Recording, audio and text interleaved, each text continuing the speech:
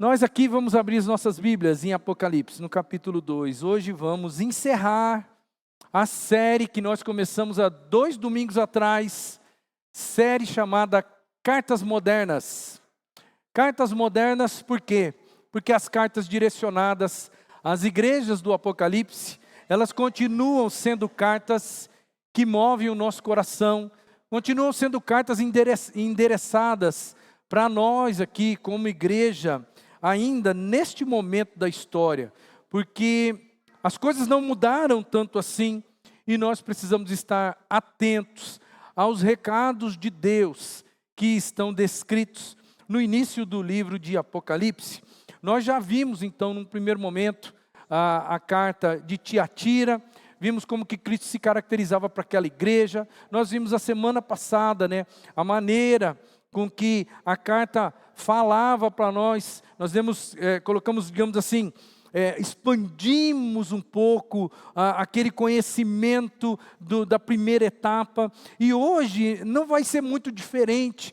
Hoje nós vamos ainda expandir um pouco. Nós vimos a semana passada as críticas que Cristo fez àquela igreja, e que são críticas que têm ainda muito a ver com o cenário que a gente vive nos dias de hoje. Aquela igreja em Tiatira, ela tinha suas particularidades, e algumas das particularidades da igreja em Tiatira, elas acontecem, elas estão operosas hoje ainda. Muitas dificuldades que a igreja em Tiatira enfrentava no primeiro século, a igreja moderna ainda enfrenta.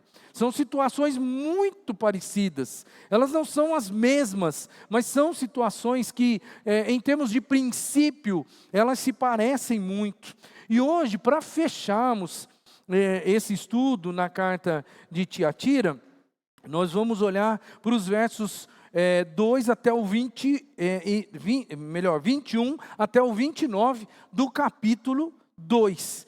E aí, dentro deste pedacinho da carta, a gente vai observar uma coisa interessante, que é a maneira como Cristo trata a igreja dele. E você vai perceber uma coisa assim, muito interessante. Você vai perceber que a mesma maneira com que Cristo tratou Tiatira, a igreja de Tiatira, com as suas particularidades, é a mesma maneira que Deus ainda trata a gente. Deus ainda trata a igreja moderna do mesmo jeito. Tem coisas aqui que precisam ser firmadas no nosso coração. E eu quero que você tenha esse aprendizado. Por quê? Porque o que Cristo fez com aquela igreja não é diferente com aquilo que Ele faz conosco. Como que Cristo trata você? Lembra, eu sempre falo aqui, não olhe para a igreja de uma maneira institucionalizada, porque a igreja é você. Então, eu poderia até trocar esse título aqui e colocar para você assim, olha, como que Cristo te trata. Qual é a maneira com que Cristo age com você? Porque você vai perceber que do mesmo jeitinho que Ele trabalhou e agiu com aquela igreja no primeiro século, Ele ainda continua agindo com você.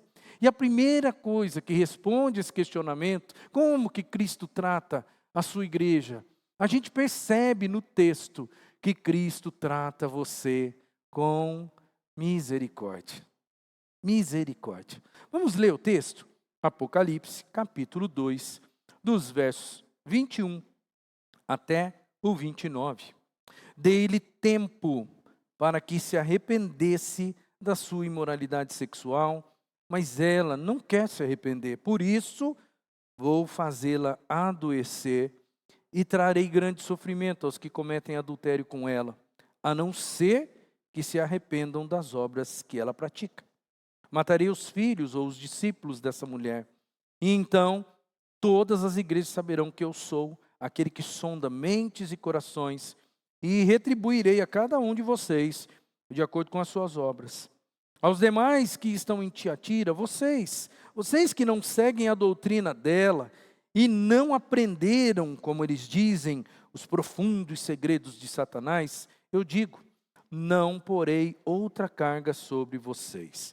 Tão somente apeguem-se com firmeza ao que vocês têm, até que eu venha. Àquele que vencer e fizer a minha vontade até o fim, darei autoridade sobre as nações. Ele as governará com cetro de ferro e as despedaçará como a um vaso de barro. Eu lhe darei a mesma autoridade que recebi do meu Pai, e também lhe darei a estrela da manhã. Aquele que tem ouvidos, ouça o que o Espírito diz às igrejas. Vamos orar mais uma vez. Senhor, estamos diante da Tua palavra, e eu preciso agora que o Teu Espírito Santo complete essa grande mensagem que nós começamos há 3 domingos atrás. Eu espero em nome de Jesus que o Teu Espírito fale ao coração de cada um de nós aqui, que nós possamos enxergar, entender de uma maneira profunda a maneira com que o Senhor trata a gente, para que a gente se apegue a isso e entenda que o Senhor continua trabalhando no nosso coração. Louvado seja o Teu nome, em nome de Jesus. Amém. Amém. Cristo nos trata com misericórdia. Eu quero lembrar para você, você já está aqui comigo há 3 domingos e você está lendo esse texto aqui e relendo. Deu para perceber que essa tal de Jezabel, deu para perceber que ela é uma mulher pecadora. Deu para perceber que ela não é só uma pessoa pecadora, ela induz outras pessoas ao erro. Deu para perceber que esta pessoa, aos nossos olhos, merecia castigo, né? E antes do castigo, antes de juízo, antes de disciplina, Deus demonstra misericórdia para com essa mulher. Quero levar você para um detalhe importante do texto. Deus, Ele não fala que vai matar aquela mulher. Deus fala, trarei sobre ela uma enfermidade e matarei os seus filhos, ou os seus discípulos. Mas eu quero que você enxergue aqui misericórdia de Deus sobre uma mulher que é o estopim de todo o problema que a igreja está enfrentando. Se a igreja está enfrentando uma cisão doutrinária, se a igreja está enfrentando um grande problema teológico, isso é em função desta mulher. E Deus não vai matar ela, ou pelo menos Ele não diz, eu vou matar essa mulher. Ele diz assim, eu vou trazer para ela uma enfermidade. Quem sabe nessa enfermidade, ela não se arrependa. É lógico que o texto vai dizer, eu dei-lhe grandes oportunidades. Veja o texto comigo. O texto diz assim, eu dei-lhe tempo para que se arrependesse da sua imoralidade sexual, mas ela não quer se arrepender. Se ela não quer se arrepender, eu vou fazê-la adoecer e trarei grande sofrimento aos que cometem adultério com ela. A não ser que se arrependam, ainda tem oportunidade. Deus trata a sua igreja com misericórdia. Deus trata o pecador com misericórdia. Deus trata o mundo perdido com misericórdia. Irmãos, cada dia na nossa vida é um tempo de derramar de graça de Deus sobre nós. Cada dia Deus olha do céu para você e Ele enxerga você com olhos de misericórdia. A Bíblia fala uma coisa interessante lá em 2 Pedro, porque às vezes até a gente, nós seres humanos, nós ficamos meio assim, nós não entendemos algumas coisas, a gente olha para o ímpio, a gente olha para o zombador de Deus, e tem algumas coisas que a gente não entende. Eu mesmo já olhei para algumas pessoas e eu me coloquei na posição de Deus, porque elas afrontavam Deus, ainda afrontam o Senhor. E eu me colocando na posição de Deus, eu falava para mim mesmo, se eu sou Deus, eu mando um raio agora na cabeça desse cara. E eu mato esse cara na frente de todo mundo, para todo mundo perceber que existe um Deus, sim, um Deus poderoso. Mas Deus, Ele na sua essência, Ele é misericordioso. E às vezes Deus não traz o juízo, porque como diz a palavra, o Senhor, Ele não demora em cumprir a sua promessa, como alguns julgam. Pelo contrário, Ele é paciente com vocês. Ele não quer que ninguém pereça, mas que todos cheguem ao arrependimento. Isso diz respeito às pessoas que zombam de Deus. Isso diz respeito às pessoas que erram dentro da casa do Senhor, dentro da casa do Senhor. Gente que promove discórdia, gente que promove divisões, gente que deturpa o reino. Deus continua esperando que essas pessoas mudem. É claro que o texto vai dizer, eu dei tempo para ela se arrepender, mas ela não quer se arrepender. Mas isso não tira o fato de que Deus fez tudo que era possível e preciso para que houvesse arrependimento. E essa misericórdia, ela continua pairando sobre a sua vida. Você conhece o texto, eu nem precisava citar aqui. Lamentações 3:22. Graças ao grande amor, ou graças à misericórdia de Deus, é que não somos consumidos, pois as suas misericórdias, elas são inesgotáveis, renovam-se cada manhã, porque a fidelidade dele é grande. Meu querido, Deus vai fazer de tudo para que você, como igreja do Senhor, você pare de desagradá-lo. Deus vai dar todo o tempo que precisar. Ele não vai desistir de você. Ele vai continuar batendo a porta do seu coração. Ele vai continuar te dando tempo, oportunidades. E Ele faz isso não é porque você merece. Ele faz isso porque Ele é misericordioso. E as suas misericórdias renovam-se a cada manhã. E elas são inesgotáveis. Mas Deus não trata a gente só com misericórdia. Deus também trata a gente com disciplina. O texto vai dizer que a mulher, Deus deu tempo para ela se arrepender. Mas ela não quis se arrepender. E como ela não quis se arrepender, aí então passa-se para um outro patamar. O patamar da disciplina.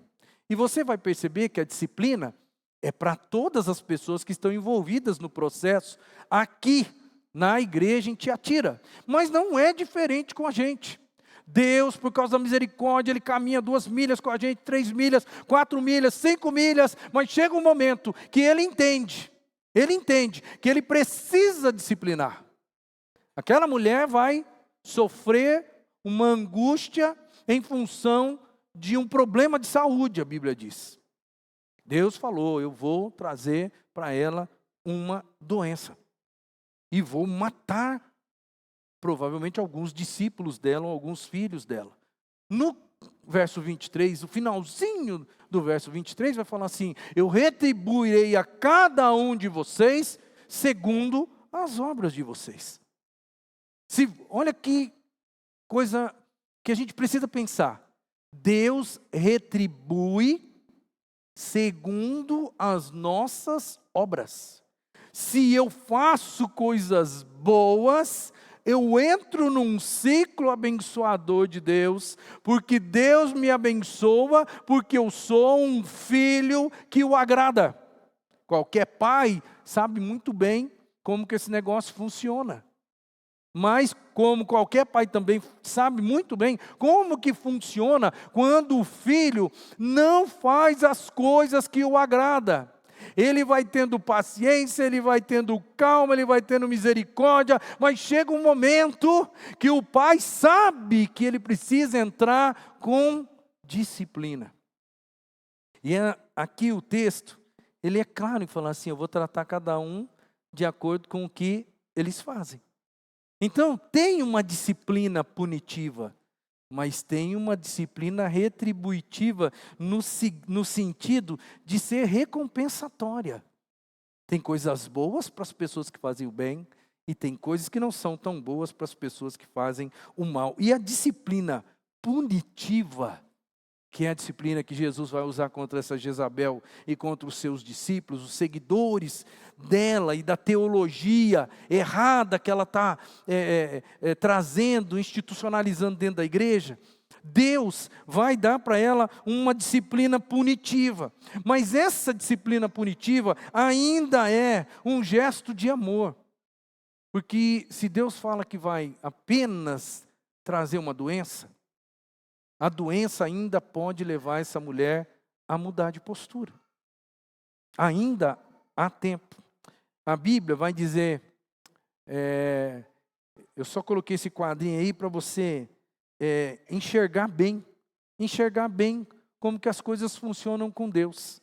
Se você é um filho amado, querido, que quer fazer tudo de acordo com a vontade de Deus, Deus te presenteia. Se você é rebelde, se você não quer fazer, se você insiste em não amar a Deus acima de todas as coisas, se você insiste no erro, se você sabe que está errado e insiste no erro, Ele vai te chamar a atenção. Ele vai te tratar com disciplina. O problema é que disciplina, a gente não gosta de disciplina. Agora, essa disciplina, ela é punitiva, mas mesmo a disciplina punitiva é um gesto de amor da parte de Deus. 2 textos aqui corroboram isso para a gente, que um está dentro do contexto de Apocalipse e o outro está fora. O dentro do contexto do Apocalipse está dizendo assim, capítulo 3, versículo 19, eu repreendo e disciplino quem? Aqueles que eu amo. Disciplina punitiva é um ato de amor. Por isso, seja diligente e arrependa-se. Esse é o ponto que Deus quer levar as pessoas. Pessoas erradas, pessoas que merecem a ira, pessoas que merecem o castigo, mas por causa da misericórdia de Deus, Deus usa até mesmo de uma disciplina punitiva para chegar ao fim que Ele deseja, que é arrependimento. Eu disciplino aquele que eu amo. Provérbios 3, de 11 e 12 diz, meu filho, não despreze a disciplina do Senhor e nem se magoe com a sua repreensão, pois o Senhor disciplina a quem ama, assim como o pai faz com o filho de quem deseja o bem.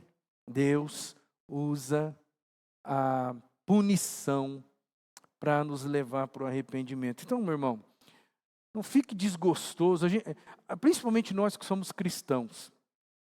Às vezes a gente fica meio desgostoso, como eu já disse aqui, né, no domingo retrasado, a gente fica desgostoso em ouvir uma mensagem que às vezes é dura.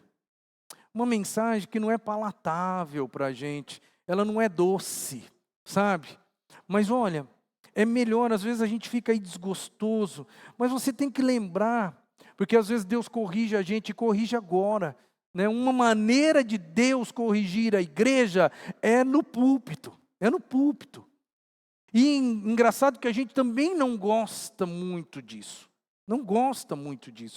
A gente olha para isso como que é meio complicado esse negócio. Eu quero sair da igreja mais feliz. Mas olha, meu querido, se Deus está chamando a sua atenção, se Deus às vezes Ele está fazendo com que a mensagem ela não seja tão palatável para você, você precisa lembrar de 2 Timóteo capítulo 3, versículo 16, que diz assim, que toda a escritura é inspirada, e ela é útil. E ela é útil para quê? Diz o texto, ela é útil para o ensino, para a repreensão e para a correção. Toda a escritura é inspirada, é de Deus. E a utilidade dela não é autoajuda. É ensinar, repreender e corrigir. Neste texto, que é o texto mais célebre, que fala sobre a inspiração divina, a gente não enxerga nesse texto um texto que vai dizer para a gente que a palavra de Deus é algo palatável, gostoso, doce. Deus é pai, gente. Filho não curte muito o relacionamento com pai e mãe. Filho gosta de tia. Filho gosta de vô, de vó, de tio, da mãe do coleguinha, né, Melissa? Da mãe do coleguinha. Filho não gosta de se relacionar com o pai. Filho não gosta de se relacionar com a mãe. Por quê, meu irmão? Por quê? Porque pai e mãe que ama de verdade, que se importa de verdade, que quer o bem de verdade do filho, ele corrige. E o filho pode até olhar torto para ele, mas ele lá no fundo ele fala assim, não estou nem aí, porque o que eu estou fazendo é para o seu bem. Hoje você não enxerga, mas um dia você vai me agradecer. Esse não é o discurso? É o discurso lá na sua casa? Você que hoje tem 60 anos, não era o discurso lá na sua casa? Quando você era criança? Você tem 50, não era o discurso da sua casa? Tem 40, não era o discurso da sua casa? Por que seria diferente para você que tem 10 hoje? Quem se importa com a gente de verdade, essa pessoa nos corrige. E a palavra de Deus vai dizer que ela é inspirada, útil para ensino, repreensão e para a correção e instrução na justiça. Agora uma outra questão que precisa entrar em pauta aqui nessa questão de disciplina. Você está sendo disciplinado por Deus? Está aí uma coisa difícil da gente admitir. Você está sendo disciplinado por Deus? Se você tem consciência disso, não se enfureça com Deus. Porque quando nós estamos sendo disciplinados por Deus, nós temos um desejo, um sentimento no fundo da alma. A gente fica bravo com Deus. A gente não gosta. É igualzinho o filho olha para o pai, que o pai está corrigindo, o filho se zanga, ele se rebela, ele fecha a cara, ele fica furioso. Mas olha o que diz um texto aqui de 1 Coríntios capítulo 11. Mas se nós nos examinássemos a nós mesmos, não receberíamos juízo. Quando, porém, somos julgados pelo Senhor, estamos sendo disciplinados para que não sejamos condenados com o mundo. E isso é uma coisa particular que Deus faz com os filhos. Porque aqui tem uma diferenciação de nós estarmos sendo disciplinados. Nós quem? Os filhos de Deus. Para que nós não sejamos condenados com quem? Com aqueles que ainda não são filhos de Deus, com o mundo. Então Deus trabalha na nossa vida. Não fique enfurecido com Deus se você está passando por um processo de disciplina. Olha, meu querido, quando alguém resolve não te disciplinar mais, é porque essa pessoa desistiu de você. E quando alguém desiste da gente, é porque essa pessoa parou de nos amar. Porque o contrário do amor não é o ódio. O contrário do amor é a indiferença. Quando você deixa de amar, você olha para a pessoa e fala assim, olha, você está por sua conta. Você não quer que eu te ajude mais? Então tá bom, olha, fechamos o acordo aqui. Agora para mim é indiferente o que você vai fazer da sua vida.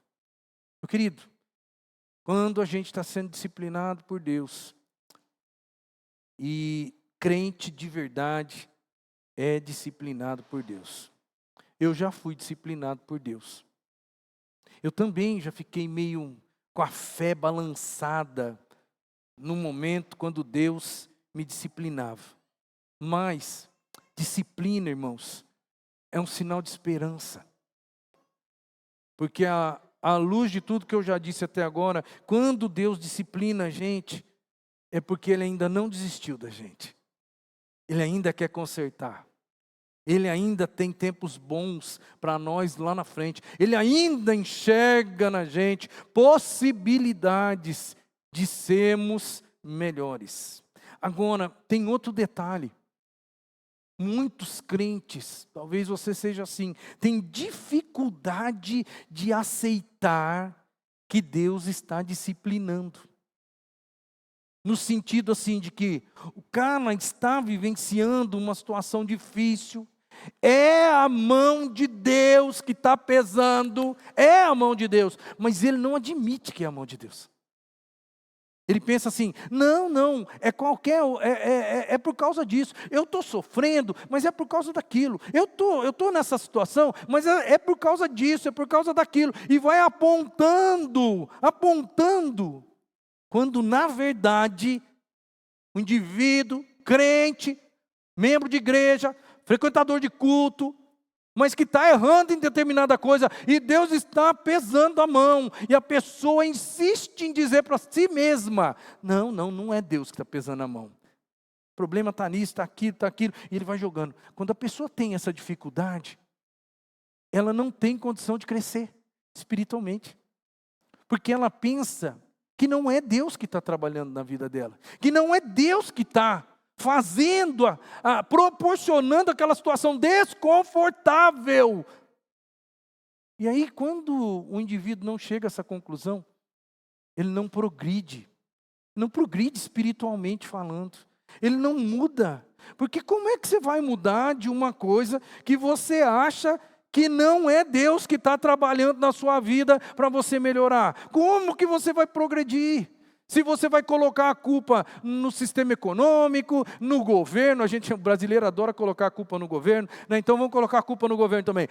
Eu estou pecando nisso, mas a culpa é do governo, eu só estou pecando por causa disso. Enfim, a gente coloca, eu já vi, parece que é brincadeira o que eu estou falando, mas eu já vi gente, frequentador de igreja, gente, amigo meu, que errava, e botava a culpa no governo. Eu erro porque o governo também não... eu faço assim, porque o governo também não faz a parte dele, então como o governo não faz a parte dele, eu também não tenho que fazer a minha, sabe aquela coisa? E aí, chega um momento que Deus vai disciplinar. Mas essa pessoa talvez não tenha maturidade emocional e espiritual para dizer para ele mesmo, a mão de Deus está pesando em mim. E se a mão de Deus está pesando em mim, eu preciso fazer isso. Sem essa aceitação, eu nunca cresço. É claro, irmão, eu não quero dizer aqui que todas as coisas que acontecem errada na sua vida, que é a mão de Deus pesando sobre você. Não me interprete dessa forma. Você tem que ter muita sensibilidade, muita maturidade espiritual para saber por que eu estou sofrendo. Por quê? É de fato um problema da vida, é um problema que qualquer um passaria, ou eu estou sofrendo pontuadamente porque a mão de Deus está pesando sobre mim. Isso, você precisa ter maturidade, porque eu não quero que você saia daqui, talvez você está enfrentando um grande drama na sua vida, e você vai falar, poxa, o pastor falou para mim que Deus está me disciplinando. E nem todas as coisas erradas acontecem por causa da disciplina de Deus. Mas pode ser que seja. E você tem que ter a maturidade espiritual para saber. Deus trata a igreja. Tratou Tiatira e ainda trata a gente com misericórdia. Deus trata a gente com disciplina. E depois Deus trata a gente com juízo. Esse juízo aqui, não confunda, não é o julgamento final. É juízo, no sentido de Deus decretar algumas coisas. Os versos 22 e 23, que eu já li, vou reler aqui mais uma vez. O texto vai dizer assim, por isso, porque ela não quer se arrepender, que é o verso 21, por isso eu vou fazê-la adoecer e trarei grande sofrimento aos que cometerem adultério com ela, a não ser que se arrependam das obras que ela pratica. Matarei os filhos, ou seja, os discípulos dessa mulher, e então todas as igrejas saberão que eu sou aquele que sonda mentes e corações, e retribuirei a cada um de vocês de acordo com as suas obras. Dei-lhe tempo para se arrepender, mas ela não se arrepende, e então eu vou decretar um juízo, e o juízo vem a disciplina vem em função do juízo de Deus. Gálatas capítulo 6, versículo 7, diz assim: não se deixem enganar, de Deus não se zomba. Aquilo que o homem plantar, isto ele vai colher. O que você planta, você colhe. A Bíblia diz que o juízo, ele vem como resultado da falta de arrependimento. Deus deu tempo para que a pessoa se arrependesse, mas ela não quis se arrepender. Se ela não quis se arrepender, ela certamente sabia que estava em erro, não quis se arrepender, e então o juízo de Deus vem sobre ela. É o que o texto vai dizer para a gente de uma maneira muito clara. Ela, Jezabel, no texto de Tiatira, e os seguidores dela estão sob o juízo de Deus. E isso não acontece só, ou não aconteceu só em Tiatira. Isso aconteceu em todas as gerações do povo de Deus. Porque nunca se esqueça de uma coisa, irmãos. Nós estamos falando de uma carta escrita para crentes. Uma carta escrita para uma igreja. Não é uma carta escrita para o mundo.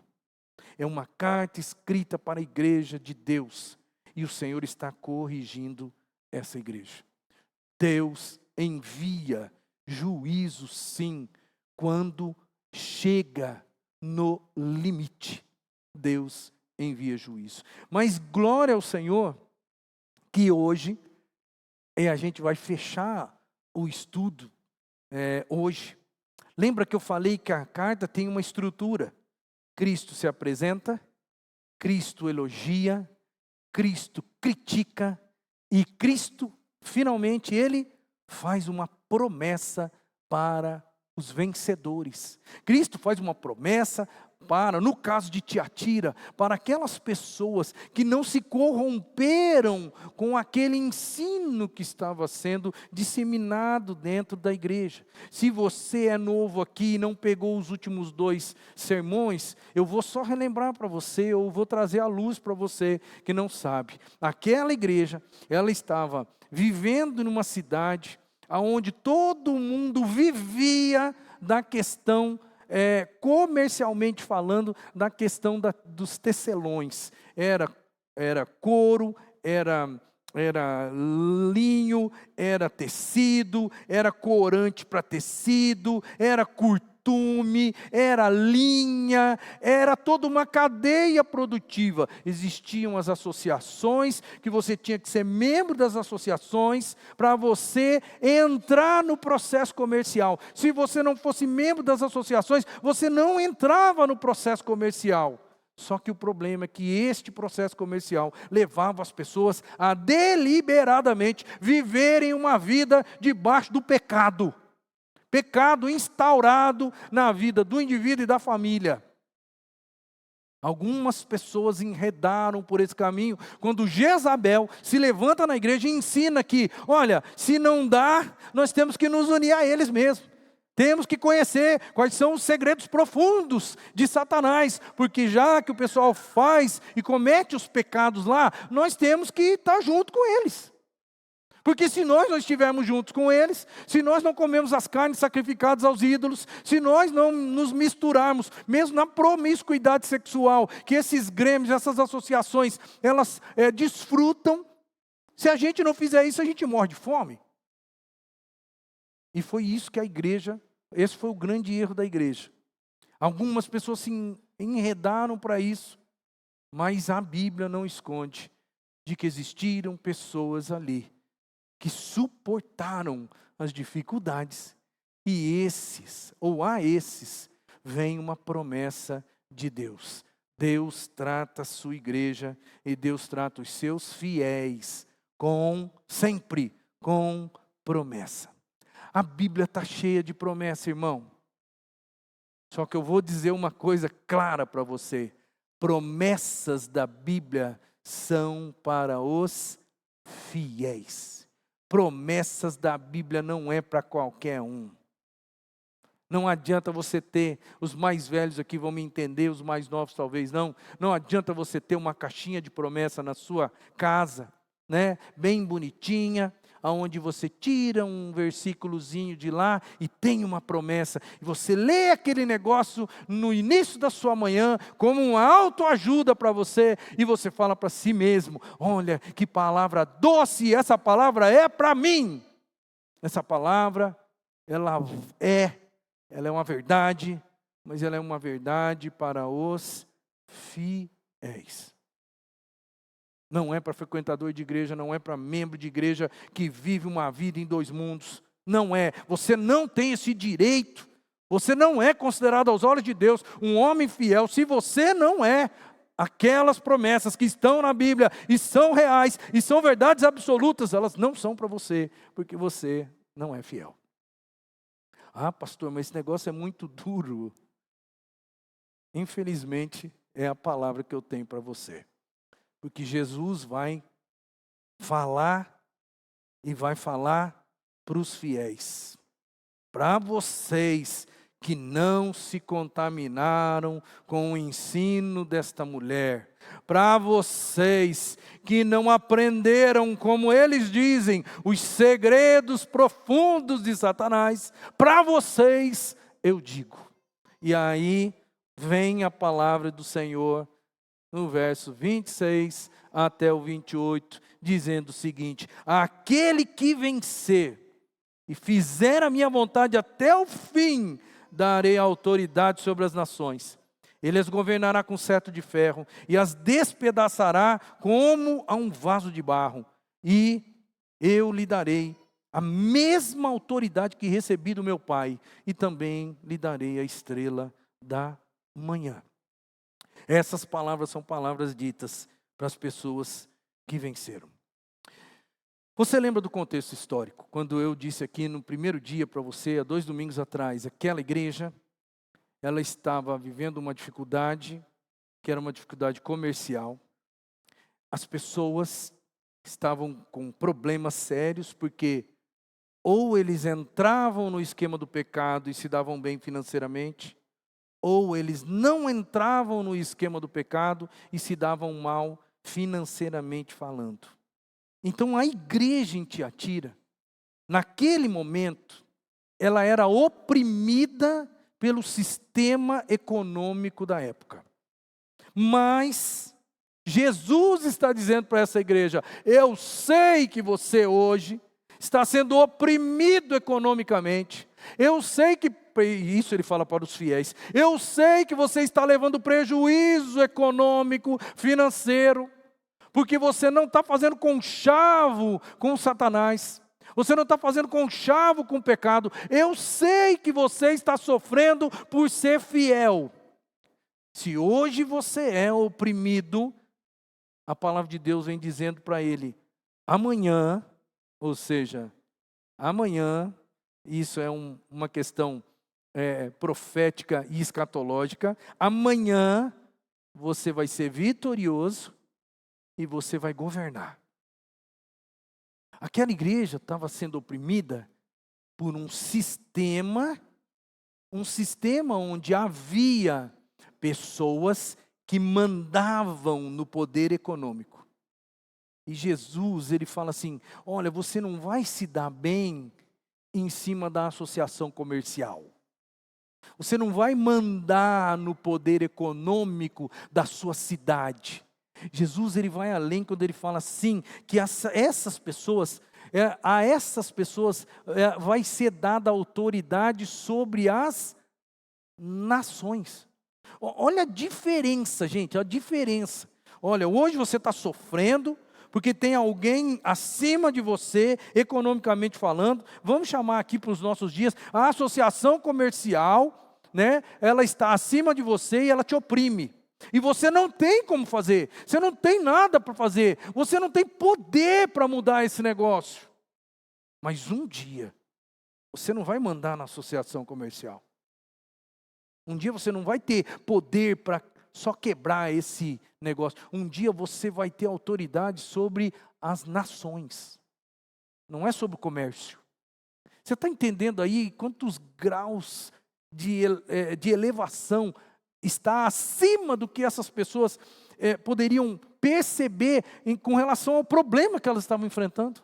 Jesus traz uma promessa, e uma promessa que extrapola, gente, que vai muito além do problema daquelas pessoas, e que não vai resolver só o problema daquelas pessoas. Vocês vão ter autoridade sobre as nações. E Jesus vai dizer no verso 28, que está aí para você, que Ele vai dar para a igreja a mesma autoridade que Ele recebeu de Deus. Você já parou para pensar nesse negócio? A autoridade, qual é a autoridade que Jesus tem hoje? Ele disse para os discípulos em Mateus 28, foi-me dada toda a autoridade no céu e na terra. Sou eu que mando. E um dia, a Bíblia também diz que nós, como igreja do Senhor, nós reinaremos com Ele. E Ele nos dará esta mesma autoridade que lhe foi conferida pelo Pai, irmão. Agora eu vou lembrar para você uma coisa que é importante, porque a gente gosta da coisa boa, não gosta? Um dia vai acontecer isso, irmão. Nem que for quando você estiver na glória, nem quando você passar desse plano físico aqui e você morrer, essa palavra de Deus para os fiéis está empenhada, e isso vai acontecer conosco pela fé, nós cremos nisso. Mas eu quero que você perceba um detalhe importante que não está escrito aqui, mas está nas Escrituras. Que Cristo, Ele disse para os discípulos, foi-me dada toda a autoridade no céu e na terra. Eu não tinha, mas Deus agora, depois que eu ressuscitei, foi-me dada toda a autoridade no céu e na terra. E agora, por causa dessa autoridade, vão pelo mundo, pregam o evangelho a toda criatura, ensine essas pessoas. Mas eu quero deixar claro para você, que antes de ter a autoridade de Deus, antes de receber a autoridade de Deus, Cristo, Ele foi humilhado. Não é isso que aconteceu? Ele foi exaltado? Foi. Hoje Ele está à destra de Deus, segundo a palavra? Sim. Hoje foi dada a Ele toda a autoridade no céu e na terra? Sim, a palavra também diz, mas a palavra não esconde que antes de todos esses acontecimentos, Cristo foi humilhado, desde o seu nascimento. Olha o texto que você conhece, mas só vou trazer aqui para trazer a memória. Seja a atitude de vocês, igreja, a mesma de Jesus. Ele humilhou-se a si mesmo, foi obediente até a morte, por isso Deus o exaltou à mais alta posição e lhe deu o nome que está acima de todo nome. Antes da exaltação vem a humilhação. É exatamente isso que está acontecendo em Tiatira. Para vocês que foram humilhados pelo sistema, um dia vocês vão governar. Um dia essa história vai mudar. Vocês não vão sofrer pelo resto da vida de vocês, nem que for após a sua morte, mas um dia a autoridade de Deus vai estar sobre você, a autoridade de Cristo vai estar sobre você. É por isso que a última palavra de Jesus, direcionada aos fiéis, está no verso 25, antes do texto que eu acabei de ler. E no verso 25 diz assim, tão somente apeguem-se com firmeza ao que vocês têm. Até quando? Até quando eu voltar. Até que eu venha. Essa é a palavra de Cristo para os fiéis. Ele deixa claro, Ele promete para os fiéis. Olha, sofrimento não vai durar para sempre. As coisas vão mudar. O jogo vai se inverter. E aí sim, vocês vão receber a paga de terem sido humilhados. Gente, é que a gente não tem, nós seres humanos, a gente tem um problema muito grave. A gente não consegue enxergar a eternidade. Sabe o que a gente consegue enxergar? Os míseros 70, 80, 90 anos que a gente vai viver aqui. E esses míseros 70, 80, 90 anos é que fazem a gente feliz ou triste. A gente não consegue enxergar, irmãos, o pós, o vida eterna, que é uma vida que a Bíblia diz, e é engraçado que o nosso discurso, a gente crê nessa vida. E a gente sabe que essa vida, ela é cheia de promessas abençoadoras, e a gente também sabe que essa vida é eterna, que ela não tem fim, ela não tem apenas míseros 80 ou 90 anos, não, ela não tem fim, e daqui para frente, tudo vai ser lindo e maravilhoso. A gente não tem a condição cerebral, emocional, parece que a gente não consegue assimilar essa verdade que a gente diz que crê. É por isso que a gente tem tantos altos e baixos nessa vida nossa, a gente tem tantos picos de emoção. Hoje a gente está bem, amanhã a gente está super derrotado, amanhã a gente está infeliz, amanhã as coisas começam a perder um pouquinho do rumo, aí a gente perde a alegria. Hoje a gente sai daqui feliz, volta para casa, acontece alguma coisa errada, a gente vai lá para baixo, a gente não consegue enxergar que, olha, um dia está reservado para mim um tempo onde nada mais vai me atormentar. Só de crermos nisso, nossa vida já seria diferente aqui. E engraçado é que a gente crê nisso, a gente prega isso, mas a gente não consegue viver à luz da eternidade. O meu convite, e foi o convite de Jesus para eles. O que Jesus falou para eles? Falou assim, gente, vocês que são fiéis, o único conselho que eu tenho para vocês é: segure, agarre com firmeza aquilo que vocês têm e espera. Espera. E é isso que o texto está falando.